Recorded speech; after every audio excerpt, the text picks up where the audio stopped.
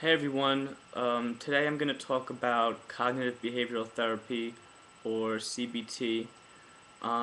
It's a very modern form of psychotherapy that's been shown to be effective with anxiety disorders and depression and OCD. And the reason I think that CBT is really effective for treating those kinds of mental disorders is because those mental disorders are very thought driven. When people find themselves in a chronic state of depression, they're often ruminating over past events that happened to them that they can't change and all the negative things that happened in their life. And they just keep playing these movies over and over again in their head. With anxiety, it's also very thought driven. You're always worrying about something that may happen in the future. And then OCD, I think, is probably also very thought driven. Having you think that you have to have something done in a certain way all the time.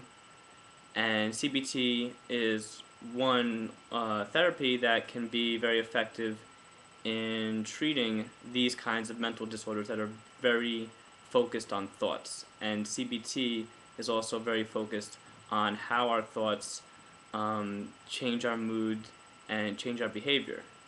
And one of the main tools in the CBT arsenal is mindfulness, which is maintaining a present state of awareness without reacting to the content. Um, so, with a mindfulness exercise in CBT, you are aware of the thoughts that enter into your head, but you don't react to them. You don't get upset at yourself if you think negative thoughts. You don't judge yourself if you think certain things. You don't act on the thoughts impulsively. You just sort of sit back and watch the thoughts as if you're watching a movie. And I always think of this as analogous to why people watch scary movies. I've seen people argue, why do people watch scary movies to get scared? What's so pleasurable about that? And the fact is, people watch these movies and enjoy them because they know they're not really real. There's not really a threat. It's just entertainment. And I think that we can view our thoughts in a similar way. You know, Negative thinking doesn't have to be a threat. It could just be something that happens and something that we accept. And I think that when we accept the negative things that pop into our head, negative states of consciousness, I think that when we accept them, that we sort of take away a lot of their power over us. Because we're not trying to suppress them, we're not trying to ignore them, we're not feeding into them by reacting to them so impulsively. Mindfulness gives us that buffer where we can just sit back and watch without trying to do anything, without trying to judge ourselves or push out the thoughts. Mindfulness helps us accept these thoughts, and by acknowledging them, they lose some of their power. So that's one way that mindfulness and CBT can help alleviate these conditions is by taking away their power. Another way that mindfulness and CBT can help us alleviate these states is that when we become more aware of sometimes being more aware of the thoughts doesn't automatically fix them, but by being more aware of the thoughts and by watching them, we can begin to notice some of the distorted thinking that goes on in our head. We can begin to notice alternative ways of looking at a situation. In CBT, they call it cognitive restructuring, which is when you look back at a past event. Say you have depression, and you look back on a past event, and you always think bad things about it.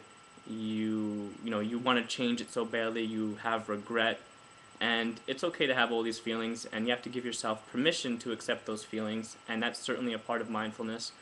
But also, mindfulness and CBT in particular are very goal oriented and solution focused. So when we notice a problem in our thinking, we can try to correct it or reframe the memory in a certain way that benefits us. So if you notice over and over again that you keep thinking of an event in a certain way, you can try to change your perspective on it. You know, this bad thing happened to you, sure, that's a fact, but you can say that it's a good learning experience, and you can try to ask yourself, what did I learn from it? How can I move on from it? How does how do these past events make me a stronger person, make me more resilient?